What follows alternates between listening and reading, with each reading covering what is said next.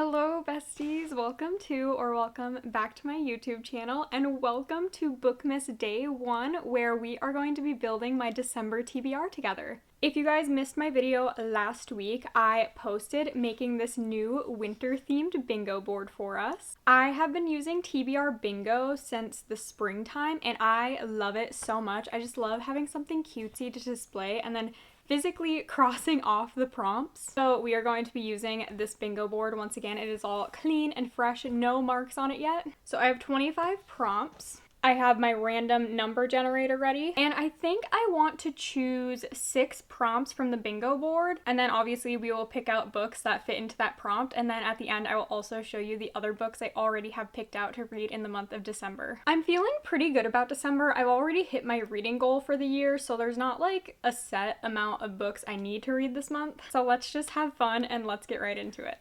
Generating the first number, number 20. What number or what prompt is that on the board? Ooh, a historical fiction. I definitely have one in mind for sure, but I'll have to see what all of the options are. Yay, I'm so glad we got historical fiction because I usually always enjoy historical fictions that I read, but I never really grabbed toward them. Alrighty, I picked out 3 historical fiction books to choose from. The first one is The God of Endings, and this one takes place, I think, in 1984, but also some like centuries earlier, I'm pretty sure. It kind of reminds me of The Invisible Life of Addie LaRue. Here's the thing, it definitely is like magical realism, somewhat fantasy, because there is talk of immortality and just like living for centuries, right? Oh, is it true historical fiction, like just historical fiction? No, because there are some other mixings of genres.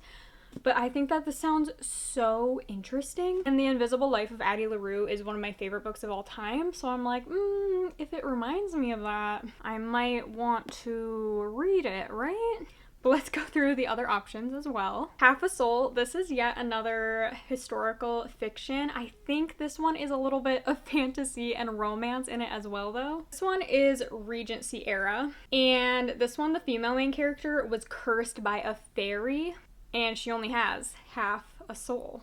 I don't know, I think this one sounds really, really interesting too, but again, it's not like a true historical fiction because it does have other genres in it as well, which is fine. But it's like, should I stick to true historical fiction? Which is what The Great Alone by Kristen Hanna would be. This one takes place in the 1970s in Alaska, and I was like, well, Alaska is pretty fitting because we are in the winter time in December, and I don't even know if this book takes place in the winter. I think it takes place over like several months in 1974, but obviously being in Alaska, you are going to have a wintry landscape, most likely. I don't know all parts of Alaska, but I would assume they're pretty wintry all year round. So this, I think, is going to be very, very sad and depressing. And this is like true historical fiction. I mean, I'm sure we're gonna have some other like storylines and plots within the book that might have to do with romance or something else, but if there's anything you can count on Kristen Hanna for, it is for a good historical fiction, because like she puts work into these books. Like she does research and studies so much for her books so they are accurate. This is honestly a really, really tough decision because I feel like all of these sound so good. But I do think I'm gonna go with The Great Alone by Kristen Hanna. I absolutely love all of her books. I haven't read one by her since, I want to say like March or April. So I'm definitely in the mood for Kristen Hanna. And like I said, Alaska, Minnesota, they're pretty much the same thing in the winter. So I think this will be really, really fun to read in December. Well, not fun, because I'm sure it's going to be very, very depressing, but I'll enjoy it. So book 1 has been chosen. All right, time to generate the next number, 18. What is 18? Book by a favorite author. This is always such a fun prompt to get. I do love reading new authors as well, but I really, really like just being able to pick up a book that I know I'm probably going to enjoy because I've enjoyed other works by that author. And I definitely have a lot of options for this one, so let's go grab them and see. I actually only chose 2. There's definitely a few more options, but these were the 2 that I was gravitating toward the most. So Loathe to Love You by Ali Hazelwood. This is actually a collection of her novellas. I have had this book on my physical TBR for over a year. I'm pretty sure this is the last Ali Hazelwood book that I have to read. Like, I'm pretty sure I've read all of her other books already. So it'd be really fun to obviously like complete the Ali Hazelwood books, even though it would also be sad because then I don't have another Ali Hazelwood book to look forward to. You can just always count on Ali Hazelwood for a good time, and I love her STEM romances so much, and this is a collection of her STEM novellas, so I feel like I would really, really enjoy this. Enjoy all of her books, but like the STEM ones, they just hit different. And then I have A Million Junes by Emily Henry. This is one of her first books that she ever wrote before she was like picked up and traditionally published. I'm pretty sure this is a romance, but like magical realism sci-fi romance. And obviously we haven't picked out all the other books, but I do know like the other books not on the TBR bingo board that I want to read for the month, and it is like a pretty fantasy heavy month, so I'm like, I don't know if I really want another thing that's kind of fantasy. I think I'm actually gonna go with Loathe to Love You by Ali Hazelwood. These are just going to be easy romances to read, and it's kind of nice that they're just like little novellas. I don't know, I think it'll be good to break up a lot of the other fantasy and like heavy books that I have planned out for the month. And I do love me some Ali Hazelwood. Okay, time to generate the next number, 14. 14 is a book I've been avoiding. Oh no, this definitely has some options for sure. Like, I know one that comes to the top of my head right away is Mistborn by Brandon Sanderson. I've had that trilogy for almost 2 years and I have not read it yet because I'm just like, I'm very, very nervous to get into that world. But I've heard amazing things about it. I don't know why I'm yapping about Mistborn so much. Like, we need to go pick out all of the books and then decide. A book I've been avoiding, I definitely had a few on my physical TBR to grab from. First up, we have An Ember in the Forest by Emily Gray. This is an indie author. And to be honest, I don't even know why I've been avoiding this one because I started it a few years ago. I don't know, I want to say like 25% of the way in, and then I put it down because I really wasn't like in a fantasy mood, and then I never picked it back up, and I don't know why because I remember myself enjoying it. I feel like there were just maybe like other releases or something at the time that I went to instead. So I do think this could be a really, really good one to pick back up. Basically, I think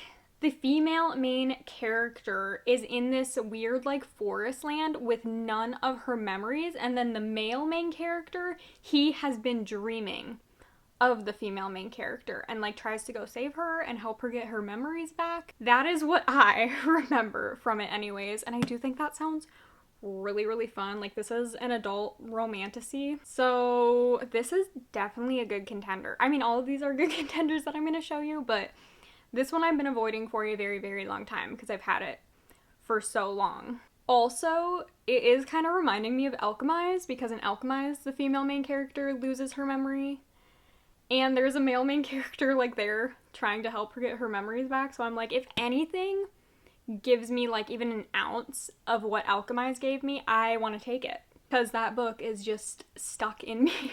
Yep, Mistborn Book 1. What is this called? The Final Empire. I have no idea what this is about. It is like high fantasy. And that really scares me because I am just not a super high fantasy reader, I guess. And this is just really, really intimidating. This is a hefty book. It's over 600 pages, which actually isn't like terrible. But the whole trilogy together is probably like 1,500 to 1,800 pages, I would assume. So that is scary, and I've definitely been avoiding it because of that. Also, like, I've read Tress of the Emerald Sea by Brandon Sanderson, but that's it, and that is like so different than his epic high fantasies, so I am scared. Definitely want to read this because I've heard amazing things about it, but I'm just so scared. And I picked out The Atlas 6 by Olivia Blake. I got this for my birthday earlier this year, so this one hasn't been on my TBR as long as these other ones. And I don't even know why I've been avoiding this. I think because like the reviews are so mixed. Like, people either love it or hate it, and I hate picking up a book when it's like that because I just want to go in with like a normal expectation. Like, if it has 4 stars on Goodreads, I'm like, okay, great. But when it's so divided, I'm like, oh no, I'm either gonna love it or hate it. Like, no in between, you know? But I do really want to get into these. I think, are there 2 or 3 books in this? I don't know, but this is like a dark academia fantasy, so very, very interesting. And then the last book that I picked out for this is Five Broken Blades. And this is literally the first edition with the sprayed edges. So I have had it for a long time. And I think the only reason I've really been avoiding this one is because I literally never hear anything about it. I've never seen a review for it. So I'm like, I could just go on Goodreads and check the reviews on there. But I like seeing and hearing about a book rather than just like trusting Goodreads sometimes. So I think that's the only thing really holding me back, is that I never hear anything about this, so I don't really know what to expect. I don't know. We definitely have some good options with these. I think I'm gonna go with An Ember in the Forest though, because like I said, it is just reminding me a little bit of Alchemized, and I need that right now. Okay, on to prompt number 4, I think it is. 4. That's funny. It heard me. Ooh, this one's also exciting. Part of a series. I can't think of like too many series that I'm in the middle of right now, so I'm definitely gonna have to go take a peek and see, but honestly I'm not sure. I know I do have some series like on Kindle Unlimited, but I want to try and stick to my physical TBR. Other than these first 2 prompts I have on the board are Kindle Unlimited, so I don't know, we're gonna have to see. Part of a series. I picked out quite a few books that I have on my physical TBR that are a part of a series. So like I already started the series and now I'm kind of continuing it. Not starting a new series, part of a series, because I do have like the individual prompts on my board. So first I have Spiral. This is a little like interconnected standalone romance series. First book is Collide, and they all like follow a hockey player and then a female main character. So in this one it is a hockey player and a ballerina, and I really want to read this one because the third book, Revolve, is a hockey player and a figure skater. So that gives me Icebreaker vibes, and I really enjoyed Icebreaker actually, so I'm like, that'd be really fun to read this winter. So I'm like, do I read Spiral so then I can read Revolve? And then I have the Happy Ever After playlist. This is book 2 in Abby Jimenez's first little interconnected standalone romance series. And in this one, the female main character is grieving, and I think she's just like trying to find love again. Or maybe not trying to find love, but love finds her. So this is super sweet. I read The Friend Zone in July or August, I'm pretty sure. And that got me pretty excited for this one. So it would be fun to continue it since it has been quite a while since I read that book. Then I picked out King of Greed by Anna Hong. This is book 3 in her King of Sins series. Once again, another like interconnected standalone romance series. And this one I'm pretty sure is a romance where they're already married, but he is trying to like win her back because their marriage is kind of on the rocks. And I always think it's so interesting to read a romance book where the couple is already together at the beginning of the book, because then it just plays out so differently than any other romances, and that is really nice and refreshing once in a while. This one's pretty short for Anna Hong. Like her other ones are like 400 or 500 pages. This one's only like 300 pages. So that is very interesting. But I guess it also kind of makes sense because there's no like build up to the couple becoming a couple because they're already a couple.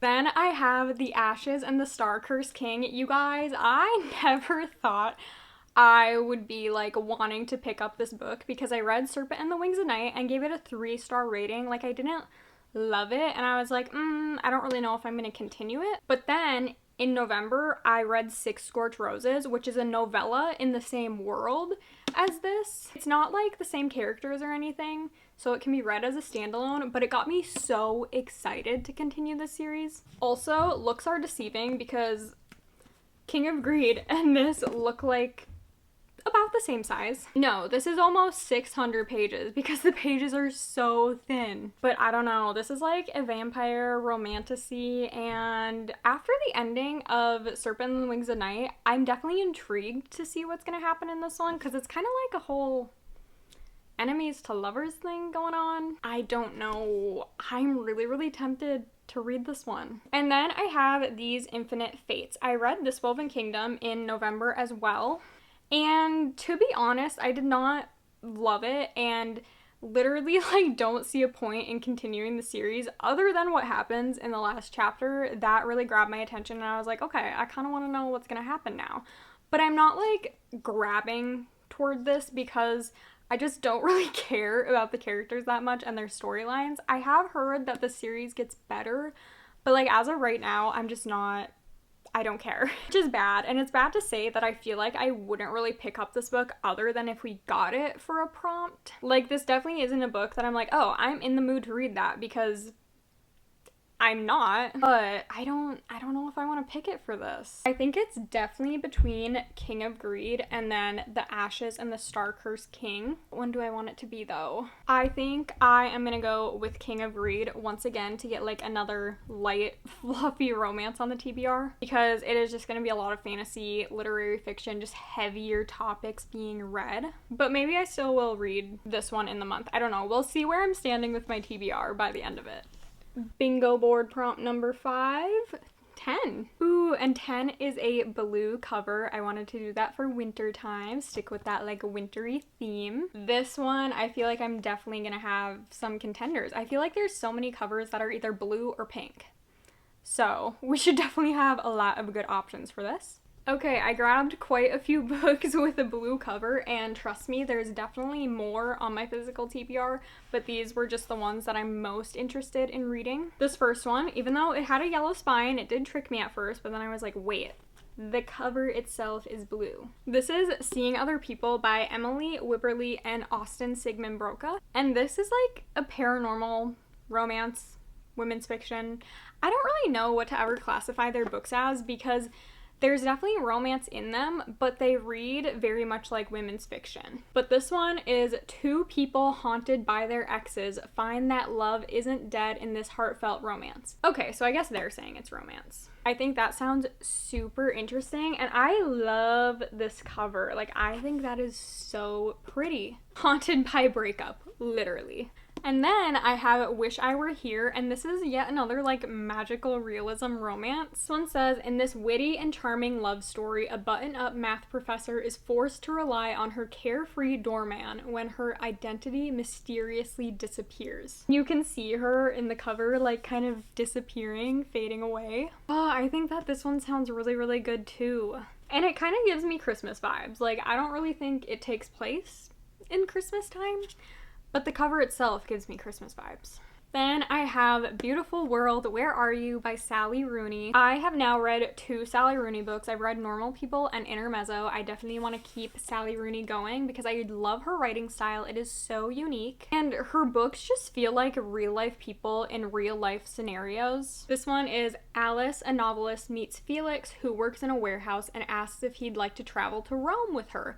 In Dublin, her best friend Eileen is getting over a breakup and slips back into flirting with Simon, a man she has known since childhood. Alice, Felix, Eileen, and Simon are still young, but life is catching up with them. They desire each other, they delude each other, and they get each other, they break apart. Will they find a way to believe in a beautiful world? Yeah, this sounds very heavy, like every other Sally Rooney book that I've read. I say every other one, like I've read hundreds. I've read 2. Let's just go through the other blue covers and see what I'm feeling, I guess. Bride of the Shadow King. I love this like blue kind of tealish cover. This is an adult romantasy. It says, an outcast princess makes a political marriage with a reluctant king to save both their kingdoms in this first book in the Bride of the Shadow King series. Now, I'm pretty sure there are 2 books out in this series. I don't know, this sounds good. We could put another romantasy on. I don't know. And then I have Spells for Forgetting by Adrienne Young, and this is another one that I've kind of been avoiding, honestly. I read The Unmaking of June Farrow by Adrienne Young when that first came out, and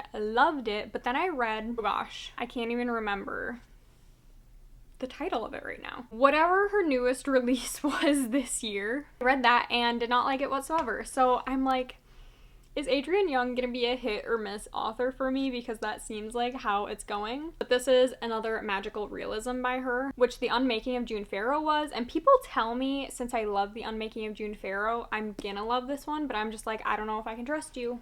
I don't know, you guys. I think I'm gonna go with Wish I Were Here. This sounds like a super sweet kind of magical realism romance. Sounds like it's gonna have some deeper moments in it, and you know, I love my romance with emotional depth. So that's what we're going with. And the last prompt, oh, it did 10 again. 21, I don't think we got that one. 21 is a book with a map, so we're gonna have some fantasies to choose from, which is really, really fun. I have been in a huge fantasy mood. Honestly, since I read Alchemize, like all I've wanted to read is fantasy, but I haven't gotten to read only fantasy. So I'm excited to hopefully get some fantasy books on the TBR this month.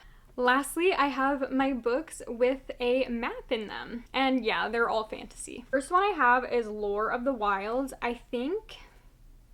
Oh, maybe this is an adult fantasy. Thought it was young adult. Scratch that. It's adult.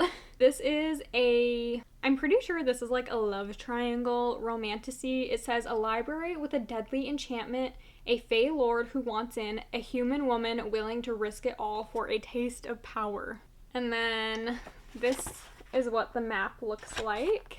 Next I have King of Battle and Blood. This is another adult romantasy, and I'm pretty sure this is a vampire romantasy. I don't know what it is. I love anything like vampires and witches. I think this is a marriage of convenience, enemies to lovers. I've heard really, really good things about this book, but then I've heard bad things about the sequel. I will show you the map in this one as well.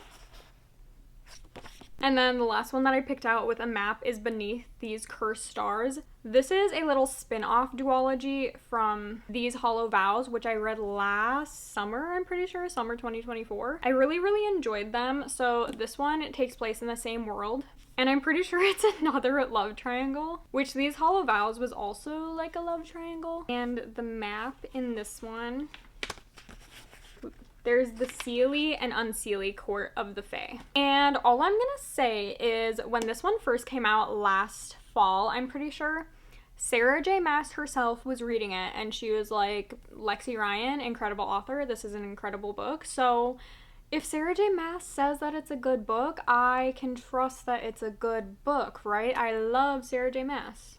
And this is also a YA fantasy. I can't remember if I said that. But I think I'm gonna go with this one because it has been on my TBR for a while. I mean, majority of these books have. But this one's been on it for over a year, and now the second book is out. And now the other books I have planned to read in December. Talking at Night. Now this is like a women's fiction or literary fiction with romance in it. I don't think it's like full-on romance, but I do think it's more like literary fiction with a love story within it, if that makes sense. It says, Talking at Night tells a story of sudden connections, missed opportunities, the many loves we have over a lifetime, and the one that keeps us coming back again and again for more. I'm pretty sure this one takes place in the winter too, so that's why I thought it would be fun to read in December. Once again, not fun, because I think this is gonna be really, really sad and heartbreaking.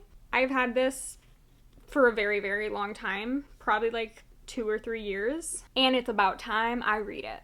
Then I have Time of the Child by Niall Williams, and this one actually takes place in Ireland over Christmas time. This is a compassionate, life-affirming novel about one Christmas season that transforms a small Irish town. I'm pretty sure in this one, like, the doctor of the town, there is a baby left at his doorstep. I think this is gonna be a very, very moving novel to read, especially in the Christmas time when it's just like the season of giving. I don't know, I think this one's gonna be really, really emotional, but such a beautiful story. Kind of reminds me of Small Things Like These. If you've read that, oh my gosh, I cannot remember the author's name right now, but that is a very, very popular Christmassy story, and I'm pretty sure that one also takes place in Ireland. So I'm very, very excited to read this. I think I've had it since like May or June, and I have been saving it for December to read around Christmas. And then I have Lightbreakers. This was my book of the month pick for November that I just did not end up getting to, but this one I'm so excited about. This is like a time travel sci-fi with romance in it, and I think this one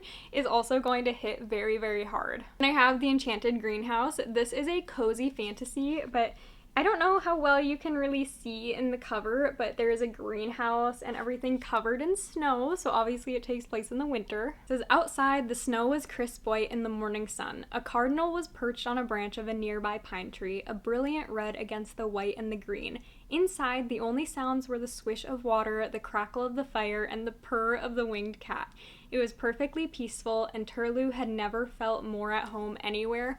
I just think this sounds like such a cozy book to just snuggle up with by the fireplace, by the light of the Christmas tree, and just like a nice, relaxing night in. And lastly, I have The Weaver Bride. This has been on my TBR for a few months as well, I'm pretty sure, and I just have not gotten around to it. But this is a YA romantasy. It has the pretty sprayed edges, and I'm so excited for this one, but I just haven't gotten the chance to read it because of all the other videos I've been filming. So it's about time we get to this. And there are definitely releases in December that I'm gonna want to pick up and read. Also, like, releases from the end of November that I haven't gotten yet that I'm probably gonna want to read. I do think this is a pretty ambitious TBR for me this month because I am going to be filming 12 days of Bookmas, and obviously, like, there's just so much going on with the holidays. But I am just so excited to have kind of like that mood reading month for the time that I have to read this month anyways. But I hope you guys enjoyed this video. If you did, please make sure to give it a thumbs up and subscribe to my channel to see more of my content, especially my Bookmas content coming up. I am so excited to get into Bookmas this year. I hope you guys are as well. I will be seeing you every other day throughout the month of December. Bye!